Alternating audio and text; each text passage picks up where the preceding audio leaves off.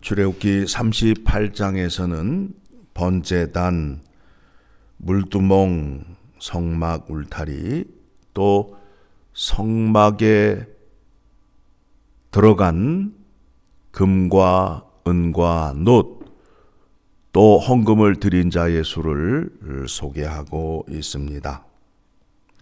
우리가 8절을 보게 되면 8절을 봅니다. 그가 누구냐 하면은 부살렐이 놋으로 물동으로 멍을 만들고 그 받침도 놋으로 하였으니 곧 회막문에서 수종드는 여인들의 거울로 만들었더라. 그 성막에 물두멍을 만들었는데 그 물두멍을 놋으로 만들었는데 회막에서 수종드는 여인들의 거울, 지금은 우리가 유리 뒤에 수은을 발라서 거울을 보고 있지만은 그 당시에는 놋을 광을 내어서 그걸로 거울을 사용하였습니다. 무슨 말씀이냐 하면 여자에게 있어서 거울은 꼭 필요한 것이죠. 치장하는 데 있어서 꼭 필요한 것 아니에요. 자기 몸을 치장하는 것보다 하나님의 성막을 아름답게 치장하는데 자기가 귀히 여기고 소중하게 여기던 거울을 드렸다라는 겁니다. 그리고 성막 건축에 들어간 비용이 얼마이냐 하면 24절을 보게 되니까 같이 읽습니다. 성소 건축 비용으로 들인 금은 성소의 세겔로 29달란트와 730세겔이며, 자, 한 달란트가 34kg이잖아요. 금이 얼마만큼 들어갔는지 알 수 있지요. 29달란트가 들어갔다고 그래요.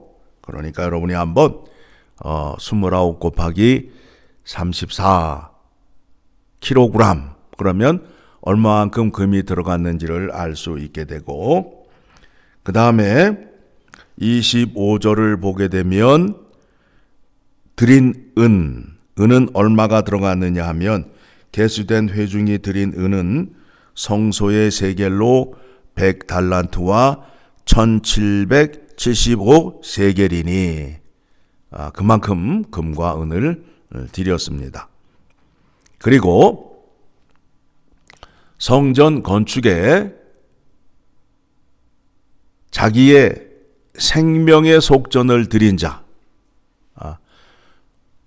성소 건축에 성막 건축에 함께 하였던 자의 수를 소개하고 있습니다. 26절 같이 읽습니다. 계수된 자가 20세 이상으로 60만 3,550명인즉 성소의 세겔로 각 사람에게 은 한 배가 곧 반 세겔씩이라. 그러니까 60만 3,550명이 반 세겔씩 드렸다라는 거예요. 20세 이상 된 남자의 수. 그러면 여러분이 민수기 1장 46절을 가게 되면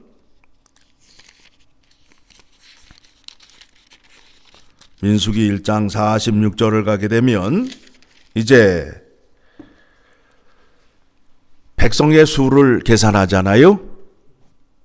이제 시내산 앞에서 모여있는 20세 이상 된 남자의 수를 각 지파별로 보고를 받았어요. 그 합계가 얼마인지 보시기 바랍니다. 46절 같이 읽습니다. 계수된 자의 총계는 60만 3,550명이었더라. 그러니까 전체가 다 드린 거죠. 그렇죠? 전체가 다 드렸어요. 이것이 근거가 되어서 우리가 교회 성전 건축을 할 때에 모든 사람이 다 함께 드리자, 다 함께 하자 하는 그 이유와 근거가 이 말씀에 있다라는 것을 생각하시기 바랍니다. 그런데 생명의 속전이라는 것은 무엇이냐 하면 내가 너희의 생명을 구원하였다라는 거예요. 이 백성들이 이전에 어디에 있었죠? 애굽에서 그들의 신분이 뭐였어요? 종이었잖아요.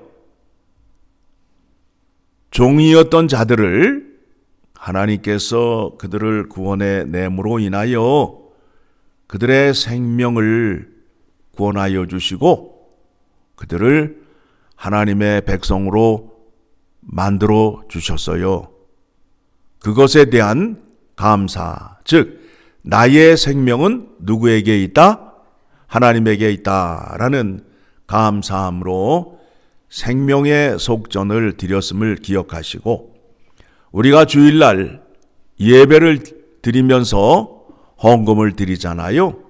헌금을 드릴 때에 우리의 마음의 자세는 나를 구원하여 주신 하나님의 은혜에 감사함으로, 또 나의 생명은 누구에게 있다고요?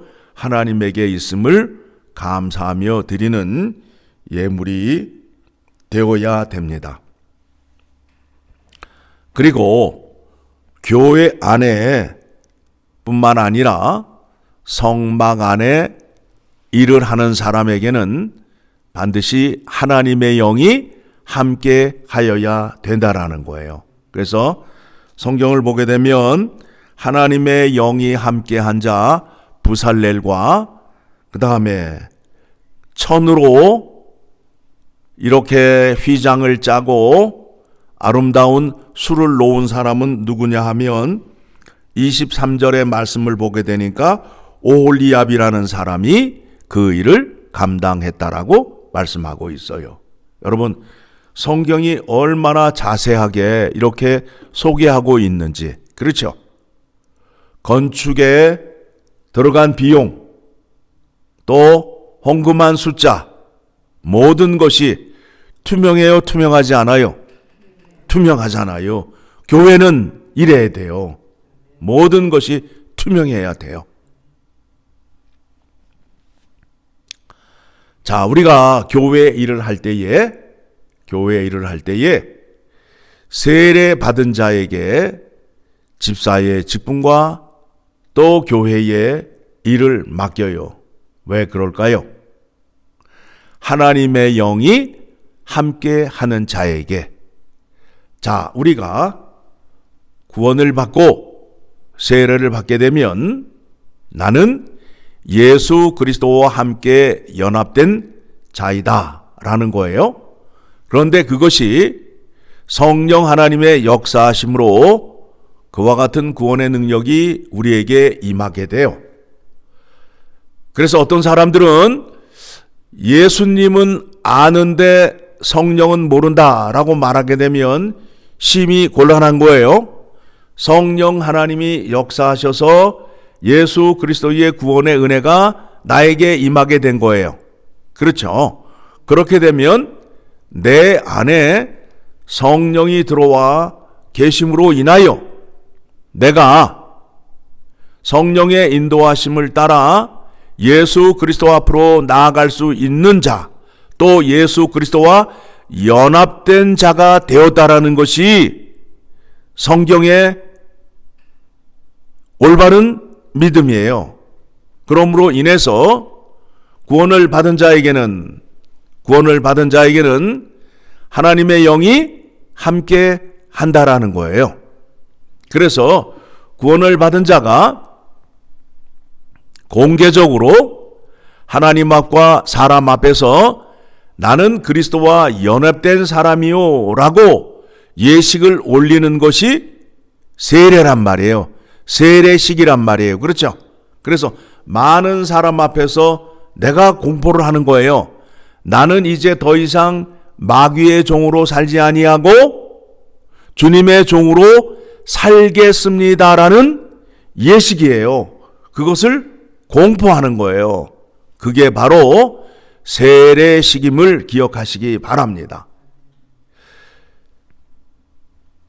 결혼하기 위해서 세례를 받는다든가 어떤 교회의 유익을 얻기 위해서 세례를 받는 것이 아니라 세례의 올바른 이해는 나는 이제 예수 그리스도와 함께 살기로 모든 사람 앞에 공포하고 그렇게 살기로 다짐하며 받는 것이 세례식이라는 것을 기억하시기 바랍니다.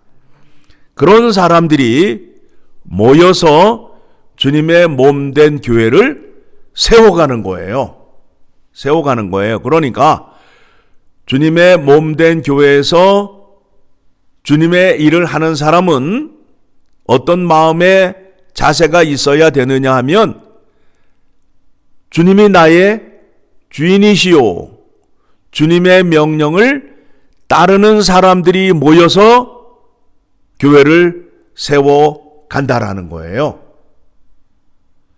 이 부분에 올바른 이해가 없으면 교회에 와서 자기를 주장하고 자기의 생각을 펼치게 된다라는 겁니다. 그러면 어떻게 될까요? 그 사람의 뜻대로 될까요? 안 될까요? 안 되지요. 그렇게 하시면 어떻게 돼요? 왕따가 된단 말입니다. 그렇죠? 왕따의 뜻이 뭐예요? 왕은 따로 논다가 된단 말이에요. 그 사람은 따로 놀아야 돼요. 왜요? 예수 그리스도의 가르침과 뜻을 따르지 않기 때문에 혼자 따로 놀아야 된다란 말입니다. 그렇죠?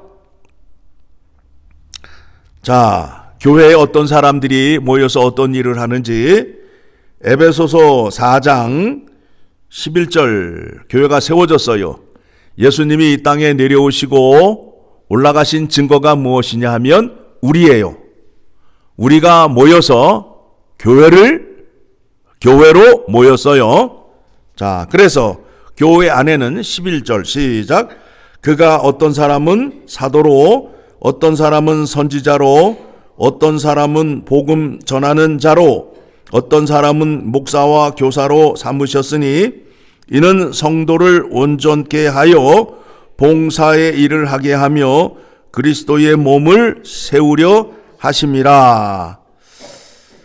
왜 이런 일을 하느냐 하면 많은 사람들을 그리스도인으로 만들기 위하여 우리의 행함, 우리의 말하는 것이나 행함을 통하여 다른 사람들에게 그리스도가 살아계시고 그리스도는 선하시고 진실하시고 정직한 분이라는 것을 전하기 위하여 우리에게 직분을 주었다라는 겁니다. 그래서 13절 시작. 우리가 다 하나님의 아들을 믿는 것과 아는 일에 하나가 되어 온전한 사람을 이루어 그리스도의 장성한 분량에 충만한 데까지 이르리니. 어떻게 한다고요? 하나님의 아들을 믿는 것과 아는 일에 하나가 되어서. 그래서 우리가 먼저 하여야 할 일이 무엇이냐면 하나님과 그가 사랑하는 자 예수 그리스도를 아는 일에 힘써야 된다라는 겁니다. 예수 그리스도와 하나님을 알아야 사람이 어떻게 된다고요? 온전하게 된다라는 거예요. 그리고 그 배움을 통하여 그리스도의 장성한 분량이 충만한 데까지 이르게 하기 위한 것이란 말입니다. 자, 예수 그리스도가 이 땅에 오셔서 하나님 아버지의 말씀을 죽기까지 순종하신 그 자리까지 이르게 하기 위하여 우리가 교회에서 말씀과 성경 공부를 통하여 가르침을 받아야 된다라는 겁니다.